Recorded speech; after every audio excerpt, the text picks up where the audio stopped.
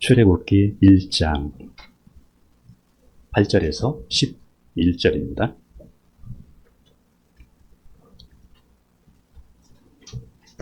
같이 말씀 가겠습니다. 요셉을 알지 못하는 새 왕이 일어나 애굽을 다스리더니 그가 그 백성에게 이르되 이 백성은 이스라엘 자손이 우리보다 많고 강하도다. 자, 우리가 그들에게 대하여 지혜롭게 하자. 두렵건대 그들이 더 많게 되면 전쟁이 일어날 때에 우리 대적과 합하여 우리와 싸우고 이 땅에서 나갈까 하노라 하고 감독들을 그들 위에 세우고 그들에게 무거운 짐을 지워 괴롭게 하여 그들에게 바로를 위하여 국고성 비돔과 라암셋을 건축하게 하니라. 아멘. 우리가 이제 지난 시간까지 이제 창세기를 이제 마치고, 오늘부터는 이제 출애굽기를 나누려고 합니다. 출애굽기의 핵심 그 내용은 하나님께서 이스라엘 백성들을 이집트에서 이끌고 나올 수 있는 지도자를 세우는 것. 그게 모세거든요. 그래서 모세에게 이 소명을 주시고, 그리고 10가지 재앙을 이집트에 내리면서 이스라엘 백성들을 출애굽하게 하신 10가지 재앙. 그리고 나서 홍해 도하 사건이 있죠. 홍해를 건너서 이스라엘 백성들이 시내산에 가서 율법을 받습니다. 하나님의 백성들이 어떻게 살아가야 될지, 출애굽한 구원받은 이스라엘 백성들에게 하나님의 법도를 알려주는 것이 이제 율법인데, 시내산에서 모세의 이 율법을 받습니다. 그리고 나서 성막을 건축하는 것이, 이것이 출애굽기의 핵심입니다. 그래서 오늘은 특별히 이 출애굽기 오늘 첫 시작을 하면서 이 다음 주까지 하나님 말씀대로 살자라는 제목으로 이렇게 말씀을 나누려고 합니다. 말씀대로, 왜 말씀대로 살아야 되는가? 어떤 분들은 이런 생각할 수 있습니다. 어떻게 말씀대로 살아? 이렇게 생각할 수 있습니다. 제가 이런 이야기를 예전에 이런 그 사역할 때에 사역자들에게도 듣곤 했습니다. 어떻게 말씀대로 살 수 있습니까? 그러니까 말씀대로 사는 사람이 적다는 것이죠. 여러분 중에서도 어떻게 말씀대로 살아? 이런 마음을 가지고 있다고 하면 그 생각을 바꿔야 됩니다. 말씀대로 어떻게 살아? 이렇게 하면 말씀대로 살 수가 없게 됩니다. 그럼 반대로 어떻게 말씀대로 안 살지? 말씀대로 안 살면 무엇으로 살지? 말씀대로 안 살면 왜 신앙생활하지? 이런 또 생각을 하게 되거든요. 그래서 이런 부분들을 우리가 오늘 함께 그 말씀을 나누려고 합니다. 그리고 이 말씀대로 살자 이렇게 하면 또 이 말씀을 뭐라고 그럴까? 좀 고지식하게 이렇게 여기면서 이 시대와 뒤떨어진 것처럼 이렇게 또 여길 수도 있어요. 요즘 이 말씀을 초월해서 사는 사람들이 너무 많기 때문에 좀 답답하게 어떻게 자꾸 이런 이야기만 할까? 이렇게 생각할 수도 있어요. 아닙니다. 말씀대로 안 살면 신앙이 필요가 없어집니다. 말씀대로 안 살면 왜 우리가 예배가 필요하고 또 교회가 필요하겠어요? 저는 우리 교회를 세울 때 많은 교회 중에 하나를 세우기보다는 하나님이 원하시는 교회를 개척해야 되겠다. 그런 마음으로 교회를 개척했거든요. 그래서 저는 지금도 하나님 말씀대로 살려고, 넘어지면 다시 일어나서 또 말씀대로 가려고 그렇게 노력을 합니다. 말씀을 이제 들어가도록 하겠습니다. 이스라엘이 처음에는 애굽에 환대 속에서 애굽으로 가지 않습니까? 왜 환대 속에서 가게 되죠? 애굽의 총리가 요셉이었잖아요. 야곱의 12아들 중에서 11번째 아들이었잖아요. 총리가 요셉이니까 양식이 떨어졌을 때 애굽에 와서 살라고 그들이 이야기해서 환대를 받으면서 가지 않습니까? 요셉의 아버지가 죽었을 때에 애굽에서 대대적으로 많은 사람들이 참여해서 거대한 장례식이 이루어지지 않습니까? 그런데 처음에는 이렇게 해서 들어갔는데 오늘 이 내용을 보게 되면 요셉을 알지 못하는 새로운 왕이 나타났다. 그래서 새로운 왕이 나타나서 이스라엘 사람들이 애굽에서 살면서 인구도 많아지고 강해지네. 위기의식을 느낀 거죠. 이러다가 누가 전쟁을 하게 되면 그들 편에 서서 우리 대적하고 떠나면 어떡하지? 그래서 이렇게 하면 안 되겠다 싶어서 이스라엘 사람들 위에 감독자를 두게 됩니다. 이 감독자를 두었다는 말은 감독을 한다는 것은 감시하게 하는 조직이 있다는 것이거든요. 이스라엘 백성들처럼 이스라엘 백성들을 부리기 위한 조직. 이 조직을 세우고 그 위에 감독자를 세워서 이스라엘 백성들에게 옛날 같지 않게 흙을 이겨서 그 흙을 가지고 성도 만들고 또 오늘 여기 보게 되면은 비돔과 라암셋을 건축하게 했다 이렇게 하잖아요. 여러분들이 역사적으로 보게 되면 라암세스 이렇게 인터넷으로 쳐보게 되면 지금도 이 흙으로 된 건축물들이 지금도 남아 있거든요. 그러니까 이거는 역사적인 지금도 사실이거든요. 이렇게 하면서 흙이기를 하면서 이 성을 만들면서 괴롭게 합니다. 이스라엘 백성들이 힘들어합니다. 다시 말하면 노예가 되었습니다. 근데 이러한 괴로움이 이스라엘 백성들에게 시작된 것은 곧 또 이스라엘 백성들이 애굽에서 나올 때가 되었다는 신호였습니다. 이제 출애굽할 때가 되었다는 또 신호이기도 했습니다. 우리가 여기서 알게 되는 것은 하나님께서 400년 전에 우리 출애굽기 15장 13절에 지난 시간에 말씀 나눴잖아요. 400년 전에 아브라함에게 얘기했던 것을 한번 우리가 다시 한번 볼 필요가 있습니다. 출애굽기 15장 13절 창세기 15장 13절 같이 가겠습니다. 여호와께서 아브라함에게 이르시되 너는 반드시 알라 내 자손이 이방의 객이 되어 그들을 섬기겠고 그들은 400년 동안 내 자손을 괴롭히리니.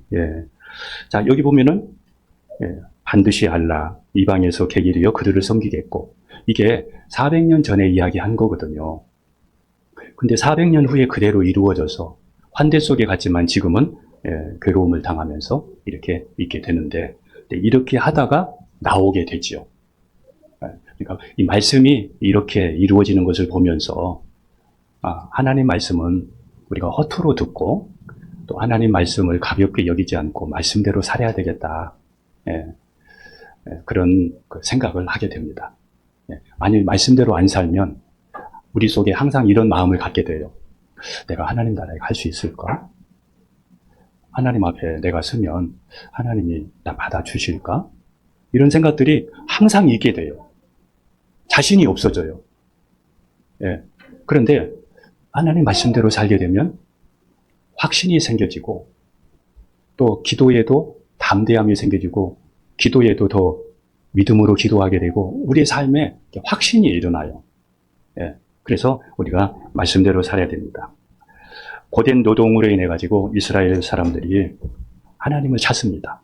탄식하면서 부르짖을 때 하나님께서 그 소리를 들으시고 아브라함과 이삭과 야곱에게 약속하셨던 그 말씀을 기억하셨습니다. 한번 출애굽기 2장 24절입니다. 같이 갑니다. 그들의 고통 소리를 하나님이 아브라함과 이삭과 야곱에게 세운 그의 언약을 기억하라. 자, 하나님이 그들의 고통 소리를 들으셨다. 그리고 하나님이 약속하신 것을 기억하셨다. 자, 여러분도 힘들 때 하나님께 기도하십시오. 그러면 하나님이 숨소리로 다 들으십니다. 그리고 때가 되면 하나님이 왜 진짜니까 하나님이 살아계시니까 하나님이 가장 복되게 인도하십니다. 그리고 하나님께서 약속하신 것을 들으시고 그리고는 이스라엘 백성을 애국에서 이끌 수 있는 지도자를 세우게 되는데 그 지도자가 모세입니다.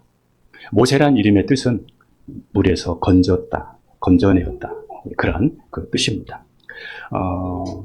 애국에서 이집트의 왕이 이스라엘 백성들이 이렇게 괴로움을 주어도 자꾸 번성하니까 이 다음 카드를 꺼냈는데 사내 아이를 낳으면 모두 죽이고 또 여자아이는 종으로 삼기 위해서 살려두는 그러한 법을 만들게 됩니다. 그러한 때에 요게벳과 아므람 사이에서 아들이 태어나게 되는데 이 아이를 3개월 동안 숨겨서 잘 키웠지만은 더 이상 키울 수가 없어서 사내 아이가 태어나면 죽여야 되는데 죽이지 않고 키웠으니까 발각되면은 위험해지니까 갈대 상자를 만들고 거기에 역청으로 칠해서 물이 들어오지 않게 해서 나일강에 이거를 띄우게 됩니다. 그리고는 그 모세의 누나 미리암이 그것을 지켜보도록 그 부모가 이야기를 해놓습니다. 이때에 바로의 딸이 나일강에 목욕하러 왔다가 갈대 상자를 발견하게 되고 그 상자를 가져오게 해서 열어보는 순간에 하나님께서 이 바로의 딸의 마음에 이 아이에 대한 불쌍히 여기는 마음을 주셔서 이 아이를 양자로 삼으려는 마음을 갖습니다. 그때 그거를 지켜보고 있던 그 모세의 누나가 이 바로의 딸에게 다가가서 혹시 이 아이를 위해서 유모가 필요하세요? 그러면서 좋은 유모를 소개해 드릴까요? 이렇게 해서 모세의 생모를 소개합니다. 그리고 이 모세의 생모 요게벳이 왕궁에서 봉급을 받으면서 신앙교육을 모세를 시키게 됩니다. 어렸을 때. 바로는 모세를 죽이려고 했지만 하나님은 바로의 딸을 통해서 안전하게 모세를 보호해 주셨고, 그리고 애굽의 언어와 학문을 배우면서 지도자 수업을 거기서 받게 됩니다. 그래서 우리도 이 말씀 보면서 우리가 믿음으로 살다가 어려운 일을 만날 수 있거든요. 목회하면서도 어려운 일을 만날 수도 있고, 여러분 생활하면서 어려운 일이 있거든요. 그런 일이 있을 때 우리도 믿음으로 최선을 다하면 하나님이 피할 길도 주시고 우리를 더 복되게 인도하십니다. 그래서 믿음의 길을 떠나지 마시고 분명히 하나님은 살아계시기 때문에 피할 길도 주시고 더 복되게, 이 아이를 3개월 동안 최선을 다해서 키워서 또 하나님께 맡기고 그냥 띄워 보냈는데 하나님은 그 다음을 준비하시잖아요. 모세가 이제 성인이 되었습니다. 하루는 애굽 사람과 이스라엘 사람들이 다투고 있는데 보니까 애굽 사람이 일방적으로 이스라엘 사람을 학대를 하고 있는 거예요. 근데 이 모세의 속에는 이스라엘의 히브리인의 이 피가 있잖아요. 그래서 어떻게 하다가 한번 친 것이 그 애굽 사람이 죽었어요. 그래가지고 이 애굽 사람을 모래 땅에다가 이렇게 파묻었는데, 그날 일은 이렇게 끝났는데, 마무리가 되었는데, 근데 또 다음날 이스라엘 사람들 자기들끼리 또 싸우고 있는 거예요.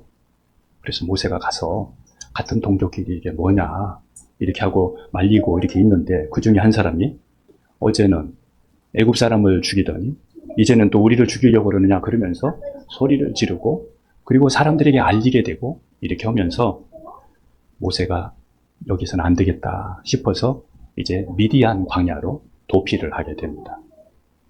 미디안 광야에서 모세는 이드로를 만나서 이드로의 딸 시브라와 결혼해서 거기에서 40년 동안 목동으로서 일을 하게 됩니다.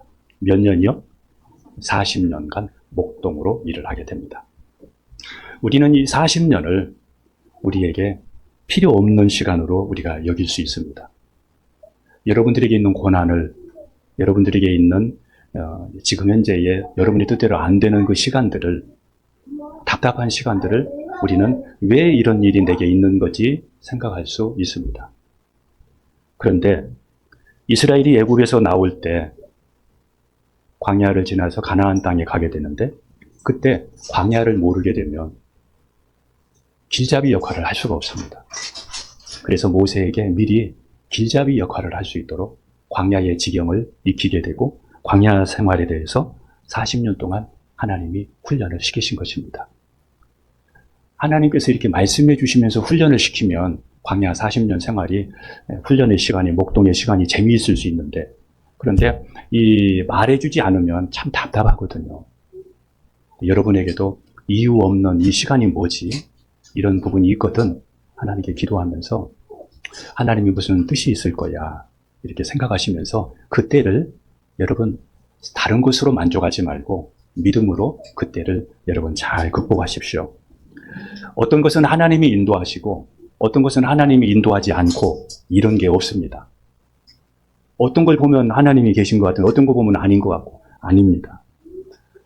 모든 일은 하나님이 인도하시기 때문에, 그리고 하나님이 주관하시기 때문에 우리는 말씀대로 살려고 해야 됩니다. 모세뿐 아니라 하나님은 우리도 지금 준비하고 계십니다. 여러분도 하나님이 준비하고 계십니다.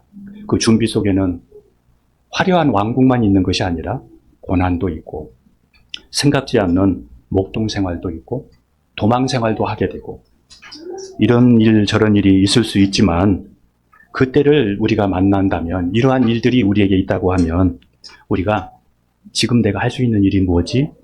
그 일들을 해 나가면서 놓지 말아야 될 것은 하나님의 말씀을 계속 따라가는 겁니다. 하나님의 말씀의 방향만 놓치지 않으면 이유 없는 고난은 없습니다. 반드시 하나님이 여러분들을 사용하실 때가 옵니다. 하루는 모세가 이제 양을 치다가 호렙산 근처에서 신비한 광경을 보게 됩니다. 떨기나무에, 가시나무잖아요. 떨기나무에 불이 붙어 있는데 확 타버리면 괜찮은데 불이 붙어서 꺼지지도 않고 이렇게 활활 타고만 있는 거예요. 그래서 이런 신비한 일이 뭘까 하고 떨기나무로 점점 이렇게 가까이 가다가 거기에서 하나님을 만나게 되고, 그리고 이스라엘 백성들을 애굽에서 구원하라는 모세가 소명을 받습니다. 예, 출애굽기 3장 4절입니다. 같이 갑니다. 여호와께서 그가 보려고 돌이켜 오는 것을 보신지라 하나님이 떨기나무 가운데서 그를 불러 이르시되 모세야 모세야 하시매 그가 이르되 내가 여기 있나이다. 모세는 하나님의 말씀을 받고 하나님의 말씀을 따라서 이집트 왕을 찾아가서 이스라엘을 애굽에서 내보내라는 하나님의 메시지를 전달합니다.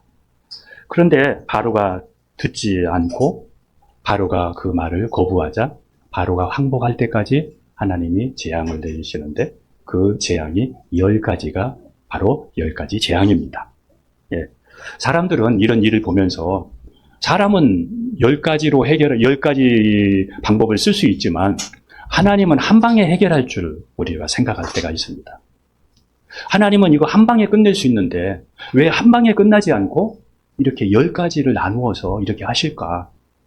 우리 일도 하나님은 한 방에 해결할 수 있는데 왜 진짜 목마를 때 한 바가지 물을 주시면 좋겠는데 손가락 끝에 조금 물을 찍어서 죽지 않게만 하시고 나를 이렇게 인도하실까? 이런저런 생각들을 우리가 할 수도 있거든요.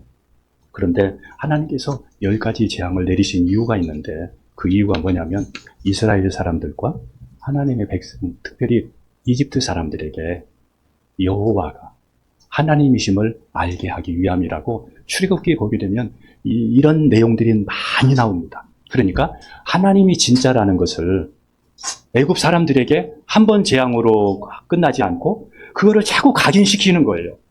하나님이 진짜야. 하나님이 살아계셔. 하나님의 말씀대로 돼. 이것을 한 번, 두 번이 아니라 10번을 통해서 이스라엘 백성들에게도 믿음을 주고 이집트 사람들에게도 믿음을 주어서 하나님을 알게 해서 그들을 구원을 받게 하려고 하나님이 하신 거예요. 그러니까 애굽 사람들은 하나님을 몰랐잖아요. 그런데 이집트 신이 진짜가 아니라 하나님이 진짜라는 것을 강조하신 거예요. 여러분, 신앙도 반복이에요. 우리의 신앙도 반복의 연속입니다. 믿음이 지속적이지 못하면 우리의 신앙이 불신앙이 되고 말아요. 그래서 마음으로 믿고 늘 입으로 시인하는 거, 믿음이 필요한 거예요. 이게 지속적이지 못하면 나중에 불신앙이 되어진다. 예. 그래서 우리가 지속적으로 늘 마음으로 믿고 입으로 시인하는 거, 이게 필요해요. 순종이 또 지속적이지 못하면 나중에 불순종이 되고 겸손이 지속적이지 못하면 교만이 되고 그러잖아요. 그래서 하나님의 말씀을 우리가 반복적으로 내가 믿으려고 하고, 그래서 저는 어려울 때 그리하지 아니하실지라도 저는 믿습니다. 저는 이 고백을 참 많이 했던 것 같아요. 내 뜻대로 안 되어도 저는 하나님을 믿습니다. 하나님의 말씀을 믿습니다. 이렇게 마음을 늘 그런 일이 있을 때마다 다짐하고 마음으로 믿으니까 제 믿음이 더 단단해지는 거예요. 예. 기도가 부족하면 또 신뢰가 부족하면 우리가 말씀에 대한 확신이 없어지게 되고 믿음이 약해지거든요. 그래서 반복을 통해서 우리의 믿음이 더 깊어지고 더 넓어지는 것을 보게 됩니다. 자, 망치로 한 번 박는 것이 깊이 들어가요? 두 번 박는 게 깊이 들어가요? 이게 필요합니다. 우리에게도. 힘들 때 하나님을 또 말씀을 자꾸 인정하고 시인하면서 여러분의 믿음이 그냥 고난이 아무 소득 없이 끝나지 않도록 그렇게 하셨으면 좋겠습니다. 10가지 재앙이 이제 출애굽기 7장 14절에서 13장에 걸쳐서 10가지의 재앙이 나와요. 여러분들이 이제 그 내용들은 한번 보시고, 첫 번째는 물이 피가 되고, 또 개구리가 또 때가 나타나게 되고, 먼지가 이가 되고, 파리 때 전염병, 악성 종기, 우박, 메뚜기, 흑암, 그리고 마지막에는 장자를 첫 것을 전부 치는, 짐승이든 사람이든 첫 번째가 다 죽는 이런 재앙이 10번째 재앙이지 않습니까? 하나님께서 10번째 재앙을 내리실 때, 10번째 재앙을 내리실 때 이스라엘 백성들에게 양을 잡아서 그 양의 피를 문설주와 인방에 발라라. 바르게 되면 천사가 심판할 때에 10가지의 재앙으로 인해서 첫 것을 다 죽일 때에 그 집을 넘어가리라. 이렇게 하나님께서 말씀을 하시고, 그리고 또 그 말씀대로 또 행하십니다. 자, 성경은 우리가 어떻게 살라고 하는 길과 같고, 우리의 발의 등과 같고, 우리의 길의 빛과 같아요. 어떻게 살아야 될지를 알려주는, 그리고 또 그 말씀대로 그대로 또 되어지는 것을 보게 되는데, 출애굽기 12장 21절에서 23절 같이 갑니다. 모세가 이스라엘 모든 장로를 불러서 그들에게 이르되, 너희는 나가서 너희의 가족대로 어린 양을 택하여 유월절 양을 잡고 우슬초 묶음을 가져다가 그릇에 담은 피에 적셔서 그 피를 문인방과 좌우 설주에 뿌리고 아침까지 한 사람도 자기 집 나가지 말라. 여호와께서 애굽 사람에게 재앙을 내리려고 지나가실 때에 문인방과 좌우 문설주의 피를 보시며 여호와께서 그 문을 넘으시고 멸하는 자에게 너희의 집에 들어가서 너희를 치지 못하게 하실 것입니다. 아멘. 자, 피를 바르지 않는 집과 피를 바르고 또 바르고 집에 나가지 말라고 그랬는데 나간 사람은 재앙을 당합니다. 재앙을 당했습니다. 그런데 피도 바르고 그 집안에 머물렀던 사람은 다 재앙으로부터 구원을 받았습니다. 자, 말씀대로 되기 때문에 말씀대로 우리는 살려고 해야 돼요. 여러분, 이게 중요합니다. 근데 요즘에 말씀대로 사는 사람들이 많지를 않아요. 어쩌다가 가뭄에 콩나듯이 어쩌다가 한 사람씩 있지 말씀대로 사는 사람 많지 않아요. 그런데 우리는 말씀대로 살려고 해야 돼요. 말씀대로 살려고 해야 돼요. 힘들어도 어려워도 말씀대로 살려고 해야 돼요. 말씀대로 살지 않는 이유는 말씀보다 그것을 더 사랑하기 때문에 그래요. 돈을 사랑하고 명예를 사랑하고 다른 것을 더 사랑하기 때문이에요. 그런데 우리는 기억해야 됩니다. 그것보다 말씀을 더 사랑해야 말씀대로 살 수 있어요. 피를 바르고 장막 안에 집 안에 머물라고 하신 말씀은 중요합니다. 이 피는 예수님을 말해요. 예수님을 나의 주로 믿고 말씀대로 우리가 살아갈 때 구원받는다. 이걸 기억해야 됩니다. 예수님을 주로 믿고 말씀대로 살아야 구원받는다. 피는 발라놓고 밖에 나와 있으면 죽었어요. 예수님을 주로 믿은 분이라면 말씀대로 살아야 됩니다. 말씀대로 사는 것은 우리가 구원받고 죽고 사는 문제와 직결되어 있다는 것을 알 수 있어요. 지금은 어떻게 살아도 마지막에 가서는 여러분 이게 굉장한 문제가 됩니다. 하나님 앞에 딱 서게 되면 내가 하나님 앞에 서서 하나님께 어떤 평가를 받을까가 이게 최고의 관심거리가 되거든요. 그때 우리가 안전하게 평안하게 하나님 나라를 소망할 수 있도록 하기 위해서는 말씀대로 사는 거예요. 예.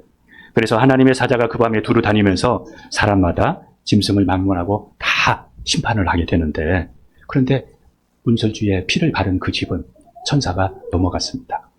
이 넘어갔다고 그래서 너물유, 너물월, 그래서 유월절이라 그래요. 그래서 이스라엘의 명절에 보면 유월절 명절이 있어요. 이거를 평생 잊지 말게 했어요. 이 명절을 통해서. 예.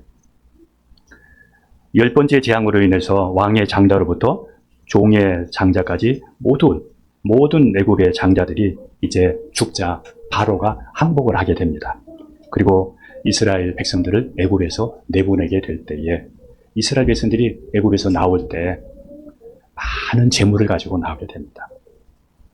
이 재물을 가지고 성막을 건축하고 또 하나님 섬기는 일을 하게 됩니다. 그런데 이 재물이, 이 말씀이 어디에 나오냐면 출애굽기, 우리가 지난 시간에 말씀 나눴던 창세기 15장 14절에 나와요. 나올 때 많은 재물을 가지고 나오리라. 근데 여러분, 이걸 보면서 많은 재물을 가지고 나오리라는 이 말씀까지 그대로 이루어지더라는 거예요. 우리가 보면 별거 아닌 것 같은데 재물을 가지고 나오리라는 그 말씀까지 세상에 그대로 이루어지더라. 400년 전에 말씀했던 그 말씀까지 이루어지더라, 이겁니다. 다시 말씀드립니다. 우리는 이리 봐도 저리 봐도 말씀대로 우리가 살아야 됩니다. 저는 이제 말씀을 정리하려고 합니다. 천지는 변해도 하나님의 말씀은 작은 글자 하나도 변하지 않아요. 세상은 변해도 하나님의 말씀은 작은 글자 하나라도 변하지 않습니다. 마태복음 5장 18절을 같이 읽겠습니다. 같이 갑니다. 진실로 너희에게 이르노니 천지가 없어지기 전에는 율법의 1.1획도 없어지지 아니하리. 다 이루리라. 다 이루리라. 세상의 유행과 사람의 말들은 변해요. 변하는 이 세상 속에서 변하지 않는 것이 하나 있는데 하나님의 말씀 성경이에요. 그러다 보니까 성경과 세상 사이에는 꼭 가짜와 진짜가 존재해요. 교회도 마찬가지고 우리의 신앙도 가짜일 수 있고 진짜일 수 있고 그래요. 왜? 변하니까. 여러분, 여러분의 신앙이 진짜가 되게 하십시오. 이게 중요합니다. 이 세상에 진짜는 많지가 않아요. 많은 것 같아도 많지 않아요. 저는 자신 있게 말씀드립니다. 진짜 중에 진짜는 말씀뿐입니다. 그래서 진리라고 말하는 거예요. 성경을. 그래서 말씀대로 된다고 하면 우리는, 어떤 사람은 지금 두려울 수 있어요. 오늘이라도 세상의 마지막이 되면 두려울 수 있어요. 왜? 말씀대로 못 살아니까. 근데 말씀대로 된다고 하면 어떤 사람은 소망이 될 수 있어요. 힘들어도 왜? 말씀대로 될 것이니까. 그래서 저는 여러분의 삶이 두려움이 아니라 소망이 날마다 가득하기를 축복합니다. 말씀 믿고 기도하지 않으면 믿음이 자라질 않아요. 그래서 여러분, 말씀 믿고 기도해야 믿음이 자랍니다. 믿음은 들음에서 나기 때문에 그래요. 로마서 우리가 10장 17절 말씀처럼 저는 하루에 이렇게 시작을 합니다. 이곳에 와서 찬물과 따뜻한 물을 섞어서 미지근한 물로 물을 먹으면서 성경을 읽고 기도하면서 새벽 예배를 시작을 합니다. 그리고는 사람들이 어떻게 살든지 나는 하나님 앞에서 하나님 말씀대로 사는 것에 제가 포커스를 맞추고 그렇게 하루하루를 살아갑니다. 마음을 다하고 뜻을 다하고 하나님을 사랑하고 이웃을 사랑하는 사람들을 보면 모든 일이 참 호감이 가고 아름답습니다. 왜 아름다운 줄 아세요? 세상 사람과 살아가는 방식이 다르기 때문에 그래요. 믿음으로 살아가는 사람들의 그 순수한 그 모습을 보면 아름다워요. 그래서 저런 사람하고 결혼도 하고 싶고 저런 사람하고 뭔가를 좀 해보고 싶고 그런 마음이 들어요. 그런데 세상과 똑같으면 별로 그런 마음이 안 듭니다. 우리나라의 100억을 가진 부자들이 하루를 시작하는 것은 이렇게 시작한다고 그래요. 하루를 시작하기 전에 신문을 읽고 또 책을 읽고 어떤 사람은 운동도 하고 그리고 보통 사람들이 자는 시간이 보통 7시간에서 7시 보통 보니까 통계에 보니까 7.3시간으로 나와 있더라고요. 이렇게 자고 그리고 또 그 사람들은 다른 것보다는 그 사회 인문학 쪽을 이렇게 좀 탐구하면서 이렇게 하는 것을 보게 됩니다. 저는 여러분의 삶의 루틴이 말씀과 기도가 되기를 축복합니다. 말씀과 기도 없으면 잘 살 수가 없습니다. 다른 장사는 잘 못해도 신앙은 잘해야 됩니다. 이거는 내가 돈 없어도 할 수 있고 뭐 없어도 할 수도 있고 내 문제잖아요. 누가 여기 타치할 것이 아니잖아요. 그러니까 신앙만큼은 여러분들이 잘했으면 좋겠습니다. 이제 제가 이 한 말씀만 제가 전하고 마치겠습니다.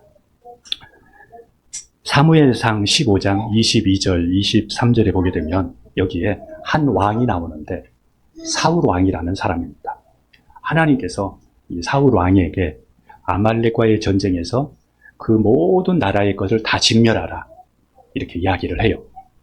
그런데 사울이 전쟁에서 승리를 하고 좋은 말, 좋은 양, 감 나가는 것들은 살려서 다 가지고 와요. 나중에 사무엘이 사울에게 물었어요. 왜 하나님 말씀을 거역하느냐고. 그럴 때 사울이 이렇게 이야기해요. 그거 가져온 거 하나님께 제사 드리려고 가져왔다고.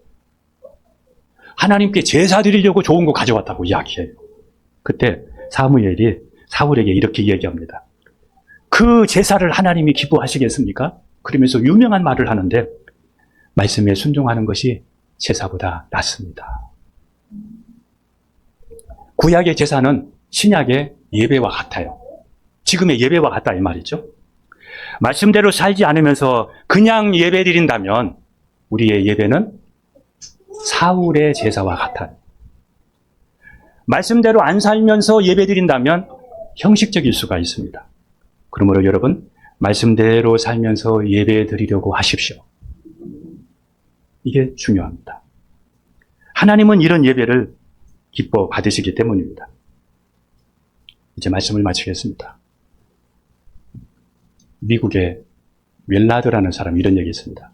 현대 교회의 이단은 예수님은 말씀을 가르쳐서 지켜 행하라고 했는데 지켜 행하지 않는 것이 이단이다.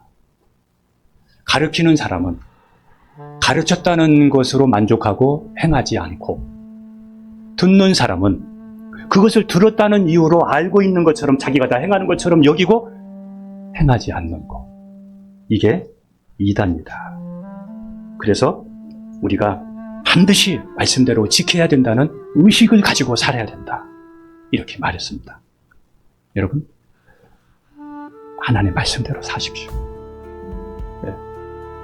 말씀대로 사는 길밖에 없습니다. 저와 여러분들이 말씀대로 우리가 사는 거, 이것만 우리가 잘 감당하면 하나님 앞에 우리 모두는 승리하고 성공할 수 있습니다. 그리고 그 하나님이 말씀대로 우리를 복되게 인도하실 줄로 믿습니다. 기도하겠습니다.